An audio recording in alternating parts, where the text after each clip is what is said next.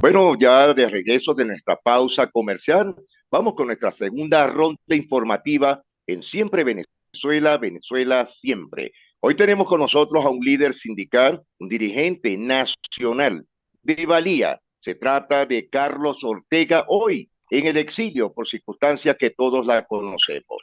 Bueno, le damos la bienvenida a Carlos Ortega al programa Siempre Venezuela, Venezuela Siempre. Muy buenos días, querido amigo y compatriota Carlos Cate. Gracias por esta oportunidad, un prestigioso programa. Venezuela, siempre, siempre Venezuela, y completamente a la orden para en estos próximos minutos manifestar o recordarle a los venezolanos y a la propia comunidad internacional de la situación que vive o padece nuestro país en los actuales momentos. Bueno, Carlos, la primera pregunta que yo te haría es saber cómo ves actualmente la situación sindical en Venezuela. Sí, bueno, vamos a circunscribirnos a la pregunta, la parte sindical, pero la situación en Venezuela no escapa a ningún ente, ¿verdad? De una situación muy difícil, muy complicada, ¿verdad? Y a medida que avanza el tiempo, las cosas, lejos de mejorar, eso de que me está mejorando, no, no, cada día empeora aún más. Y ya lo vamos a ver ahora con esta devaluación, con el caso del Bolívar y cómo está el dólar, cómo esto va ascendiendo aceleradamente. En el caso del el movimiento sindical creo que dictó la pauta en nuestro país para advertirle a los venezolanos y a la comunidad internacional de lo que iba a padecer nuestro país. Y no solamente a Venezuela, sino, como te repito, y a la comunidad internacional. Advertimos, alertamos a los venezolanos y a la comunidad internacional de lo que representaba esta gente en el poder, ¿verdad? No solamente para los venezolanos, sino para toda la región y a nivel mundial. Y ahí están los resultados. Lamentablemente creo que no hicieron caso omiso, entonces vendió una mercancía de que era una obsesión que nosotros teníamos en contra del difunto, pero el difunto, si algo debo reconocerle al difunto, es que él decía las cosas. Él decía, yo voy hacia allá, hacia el norte, tomo el Y norte y hacia sigo allá iba. y hacia allá iba. O sea, en ese aspecto él siempre dijo la verdad. Allá los que no creyeron en esa postura. De tal manera que el movimiento sindical en esa oportunidad jugó un papel importante conjuntamente con los diversos sectores de la sociedad venezolana para dar al traste y echar del poder al señor Chávez y esa cuerda de delincuentes que tomaron y se mantienen gobernando nuestro país. Indudablemente que Carlos, una pregunta que te quiero hacer de la CTV real, de la verdadera cuando tú eras su presidente, a la CTV actual, sus federaciones y sindicatos. ¿Qué es lo que queda de ellos? sí, todavía quedan algunas organizaciones sindicales, sindicatos de base, federaciones regionales y federaciones nacionales. Indudablemente que muy disminuido, como está disminuido todo, no solamente el sector sindical, si vemos el sector empresarial, idénticamente igual. ¿Ok? O sea, allá existe un cambio totalmente que ha afectado a todos y a cada uno de los sectores del país, de la institucionalidad en el país. Pero sí hay, indudablemente que todavía queda recursos humanos, talento, ¿verdad? Sobre todo en el movimiento sindical, sobre todo jóvenes y mujeres, como siempre ha sido en Venezuela, que son las que han marcado la pauta, definitivamente el reconocimiento para ellas, las mujeres. Y ese recurso hay que aprovecharlo en el buen sentido de la palabra, al máximo. Sabemos que el terrorismo de Estado que han aplicado en nuestro país afecta, okay, golpea, por el temor que tiene la gente, por supuesto, de que vayan a desaparecerlo, que lo metan preso o le apliquen un régimen de presentación, etcétera, etcétera. Y eso realmente contribuye a detener un poco el avance del trabajo que pueda desarrollar el movimiento sindical en estos momentos. De hecho, hay unos compañeros que están detenidos Sí, creo que del mes de junio, mes de julio, algo así. Y por lo visto, por lo que información que yo tengo, es que van a ser sentenciados a 18 años de presidio, unos dirigentes sindicales.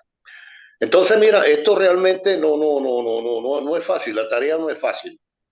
Y la tarea no es fácil producto también de la alta atracción que hemos sido objeto.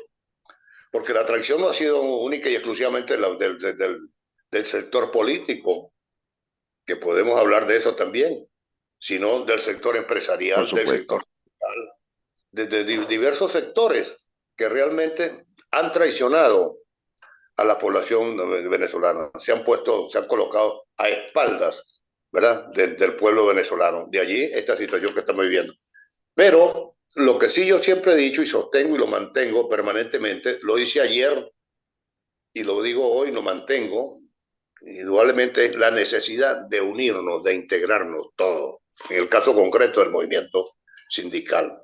Apartar las apetencias de carácter político partidista, apetencias personales. Aquí lo que está en juego y sigue en juego es Venezuela. Aquí no es el problema de X o determinado partido político o de la CTV o de Fede Cámara. El problema es Venezuela. Y da la impresión que todavía hay sectores o individualidades desde el punto de vista político, empresarial y sindical para citarte estos tres. Porque si vamos a hablar, el militar ni hablar. Entonces, ¿qué creen que en Venezuela todavía vivimos en democracia? Por favor. Lo que vive Venezuela es una tragedia que repercute en el seno de la población venezolana, pero que va más allá del pueblo de Venezuela, va más allá de nuestra frontera, porque hoy el mundo, el mundo entero sabe perfectamente cuál es la situación que vive Venezuela en el momento. Y 7 Carlos, millones, hay, 7 millones de son, sí, venezolanos, sí, son más de 7 millones. más de 7 millones que se han fugado, que se han ido y siguen saliendo. Se van del país, ¿por qué?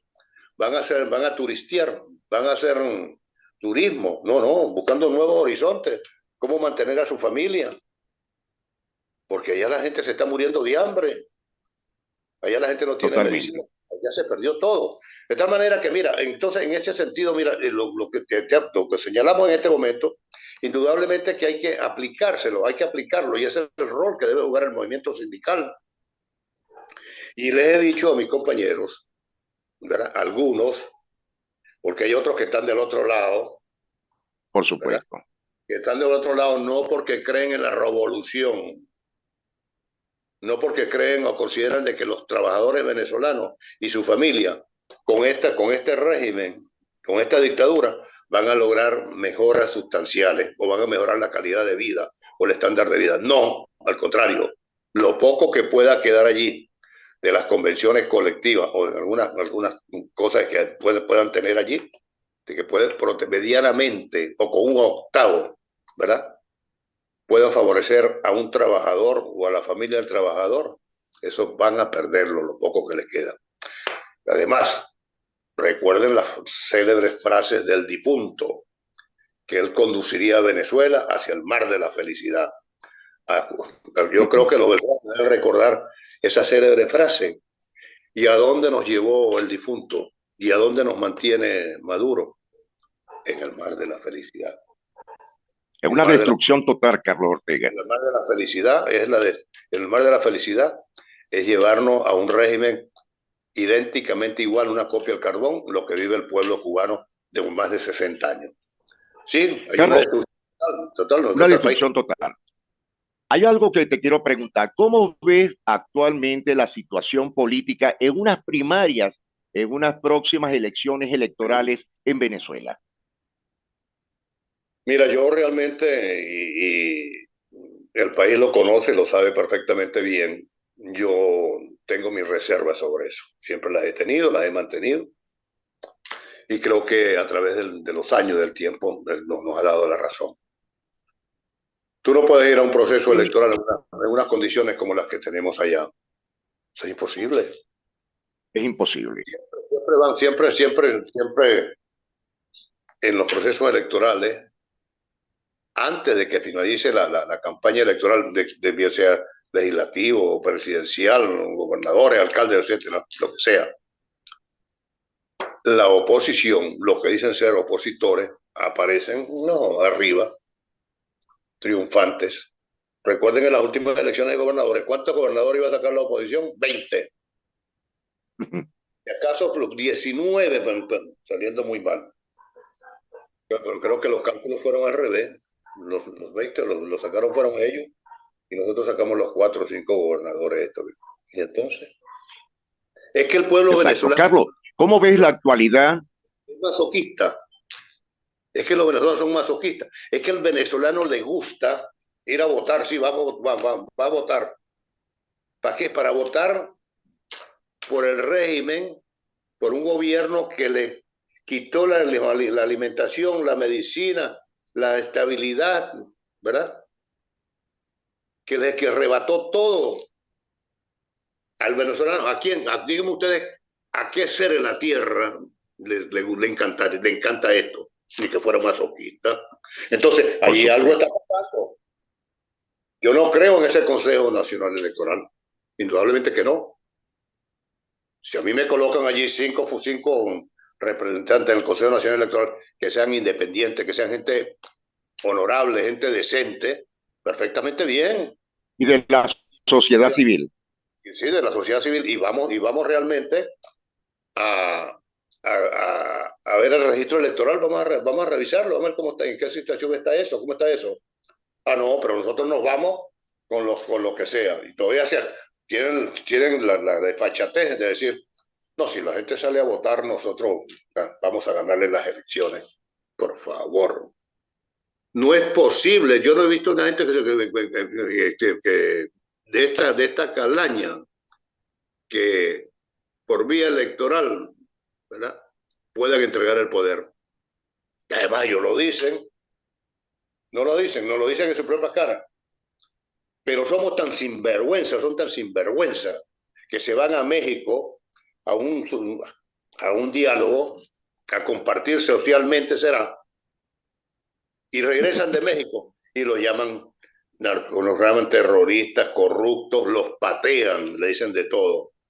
Y permanecen calladitos. Pero fíjate, ellos los están invitando al Palacio de Miraflores. ¿Te has dado cuenta en los últimos 2 días que parte del G4 han sido invitados por el régimen de Nicolás Maduro hacia el Palacio de Miraflores?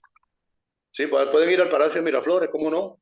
Y se abrazan y se besan y se comprometen a cumplir algunas cosas que se pudiesen ventilar en esas conversaciones en el Palacio de Miraflores. Ahora yo le pregunto a estos próceres que dicen ser de oposición, los que van a visitar el Palacio de Miraflores a reunirse con Nicolás, después que salgan de Miraflores, de las puertas de allá hacia la calle, ¿qué les van a decir? ¿Cómo los van a calificar?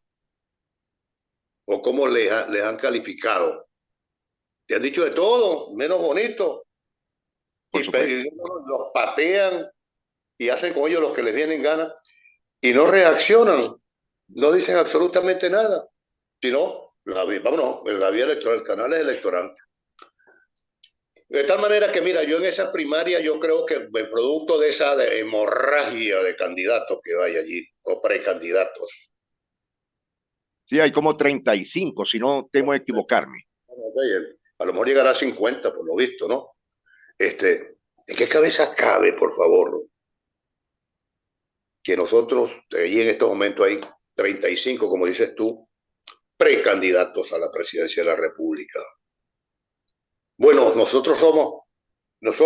Venezuela somos los reyes en democracia. Este sí es un verdadero país democrático, cuando hay no sé cuántos de esos 35 precandidatos. Por favor. Eso nada más eso te indica que muchos de ellos, o unos cuantos de ellos, son precandidatos, pero son precandidatos que andan con un maletín vacío. Y son precandidatos que ese maletín vacío aspiran o esperan que más adelante le llenen el maletín. Por supuesto, y eso ha sido desde hace tiempo. Carlos, quiero hacerte una pregunta que es muy importante y que nos verses tú este tema. ¿Cómo ves en la actualidad la situación económica, financiera del país? ¿Y cómo ves Muy, la recapitulación de la empresa estatal petrolera PDVSA y las industrias básicas en el país? bueno, mira, vámonos por la última, por lo de PDVSA y por lo que ocurrió con PDVSA, esto no tiene nombre. Pero esto formaba parte de un proyecto. El proyecto político de precisamente del señor Chávez, a quien muchos, no sé, ingenuos, incautos, o no sé, por no calificarlo de otra manera, manifiestan en este momento que si Chávez estuviese vivo, las cosas en Venezuela no estuviese pasando lo que está pasando. Por favor. El padre de todo este proyecto, de este deterioro de Venezuela, se llama Hugo Rafael Chávez Fría conjuntamente con Fidel Castro. Correcto. Ese es el padre de esto. Entonces tú me vas a exonerar. No es que yo aquí esté acompañando a Maduro ni identificándome con Maduro.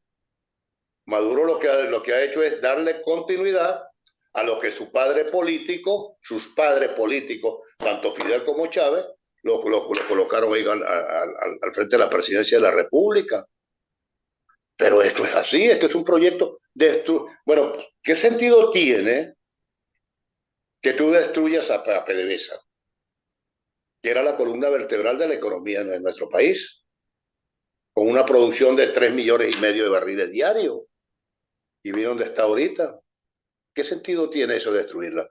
¿Qué sentido tiene destruir las empresas básicas en Guayana? ¿Tú sabes lo que representaban las empresas básicas de Guayana para Venezuela y el nombre que las empresas básicas de Guayana conjuntamente con PDVSA tenían a nivel internacional? ¿Por qué? ¿Por qué? ¿Por qué? ¿Por qué? ¿Por qué? ¿Por qué tenías que destruirla? Destruirla para someter al pueblo. Eso es todo, eso es una política de Carlos, someter es al decir, pueblo. que más del 85% de las industrias básicas de Venezuela están totalmente destruidas. Y a tu juicio personal, ya para culminar, ¿qué tiempo crees tú o cuánto sería la inversión para poder de nuevo reflotar las industrias en el país? ¿Qué Mira, habría que hacer en ese punto? incalculable. Yo diría, pues no sé cuántos, miles y miles y miles y miles de millones de dólares para levantar a PDVSA. PDVSA no la va a levantar Chevron. Allí tendrán que Así que incorporarse. ese tema de Chevron con la industria petrolera PDVSA es un pote de humo. Yo no creo que sea un pote de humo. Ahí hay intereses indudablemente de carácter económico y gente a nivel internacional o transnacionales que tienen sumo interés de realmente trabajar, meterse en Venezuela, nuevamente con la industria petrolera, a ver cómo levantas ese muerto. Pero no es fácil, no es fácil porque eso primero para que la gente tenga o despierte el interés de estas empresas o de estas transnacionales de invertir en nuestro país, tiene que tener primero seguridad jurídica y seguridad política. Y en Venezuela no tenemos ni seguridad jurídica ni seguridad política. Entonces no es fácil. Ahora, que hay un interés marcado en estos momentos del sector gobierno de levantar un tanto a PDVSA, o por lo menos llevarle producción a 1,5 millones de barriles diarios. Pero eso se necesita recursos y Venezuela es un país que está económicamente quebrado. Sin reservas internacionales, eso está en el piso, no sé cuánto quedará ahorita, para cuántos meses de las reservas internacionales. O sea, un país totalmente destruido, acabado. Esto es doloroso, lo que vive Venezuela es doloroso, lo que padecen los venezolanos. Y vuelvo y te repito, como iniciamos nuestra conversación en la mañana de hoy, nosotros, el movimiento sindical y los sectores institucionalistas en nuestro país, alertamos a Venezuela y al mundo entero de lo que iba a pasar en Venezuela. Y ahí lo tenemos. Lamentablemente, lamentablemente, este descontento y este malestar que existe en el seno de la población venezolana Porque no puede estar feliz un padre de familia que no tenga trabajo, que no tenga cómo llevar el sustento diario a sus hijos, a su familia, ¿verdad? Que no tenga seguridad, que no tenga salud, etcétera, etcétera. Para ustedes contar, puede estar contento, puede estar satisfecho. Ese descontento realmente nosotros no hemos sabido. Si existiese una buena oposición en Venezuela, ese descontento ya lo hubiese capitalizado el sector oposición y constituir un tremendo músculo para enfrentar este régimen. Pero no lo hemos hecho, ni lo vamos a hacer. Y no lo hemos hecho ni lo vamos a hacer porque hay muchos compromisos de sectores políticos que dicen ser de oposición con el políticos régimen. Y empresariales, por lo menos. Políticos y empresariales, sí, por supuesto, los empresariales. Ahí están, ¿no? El caso de Fede Cámara en estos momentos. Mira, a Fede Cámara no le importa absolutamente nada. A Fede Cámara le importa, no le tiene interés Fede Cámara. Esta administración tiene intención de qué, de resolver los problemas al país. No. La política de ellos es cómo mejorar sus empresas, cómo lograr, ¿verdad?, ser recibido, abrazado y manoseado por Maduro o por el régimen venezolano. Eso es todo. Entonces, Carlos, ya para... Si no capitalizamos ese descontento, mira, aquí lamento decirlo y me duele muchísimo, y no es que yo sea pesimista, tú no tienes que ser realista. ¿Es que acaso hay una apuesta allá entre el gobierno, el régimen y los sectores de oposición, entre ellos, a que Venezuela o este régimen va a superar el récord de los Castro, que tienen más de 60 años en el poder? O sea, la impresión que da. Totalmente, eso es una realidad. Carlos, ya para despedirnos de este segmento en tu entrevista, ¿qué le puedes decir a toda Venezuela? Mira, mi mensaje para los venezolanos, como siempre, ha sido y será hasta mi último día de vida, que hagan el mayor de los esfuerzos, independientemente de las diferencias que tenemos y que la he tocado en estos momentos, en la mañana de hoy contigo, unirse, integrarse. Desunidos no llegamos a ningún lado. Que primero está Venezuela. Aquí no es el problema de AD, de DP, de Primero Justicia, de COPEI o de los partidos políticos, ni de Fede Cámara, ni de CTV. El problema es Venezuela. A ustedes, dirigentes políticos, no le da dolor, no le da lástima ver a los venezolanos en el estado en que se encuentran. Y lejos de luchar a favor de esa población que está salvajemente golpeada por el régimen, ustedes los que se montan y transitan por un solo canal, por una sola vía, que les encanta, no sé cuál es el encanto que tienen por ello, es transitar por la vía electoral. ¿Y cuál es el resultado que nos ha dado la vía electoral? Hemos crecido. No. Al contrario. Esto se mantiene idénticamente igual no, peor, cada día peor. De tal manera, mira, que las cosas, si realmente no logramos unirnos, no logramos integrarnos todos y constituir un frente unitario, pero un frente unitario constituido por hombres y mujeres, jóvenes, ¿verdad?, trabajadores por todo el mundo, sin excluir absolutamente a nadie. Si constituimos ese frente, podemos presentarle buenas cuentas al país, podemos presentarle buenas cuentas a Venezuela. Mientras sigamos transitando por esta vía, donde no logramos absolutamente nada, algunos se benefician en lo personal y desde el punto de vista económico. Realmente esta gente, como dice uno de ellos por allí, que no quiero ni mencionarlo, que ellos no se van nunca, ellos se van a perpetuar ahí. Ellos se quedarán para siempre en el poder.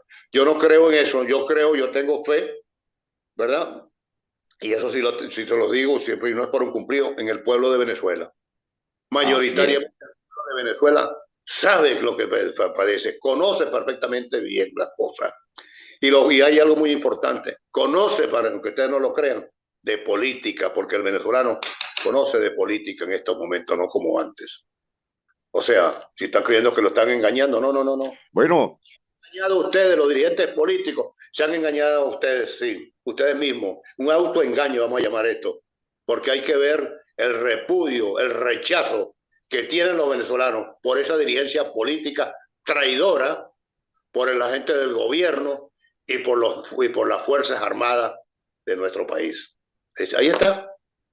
El plato, esa es la situación. bueno, Carlos, ¿qué te puedo decir? Lo dijiste todo. Te damos las gracias y de nuevo, siempre este curul del programa Siempre Venezuela estará disponible para cualquier otro punto de vista que quieras reflexionar hacia Venezuela. Bueno, muchas gracias, Carlos. Nos despedimos a esta hora.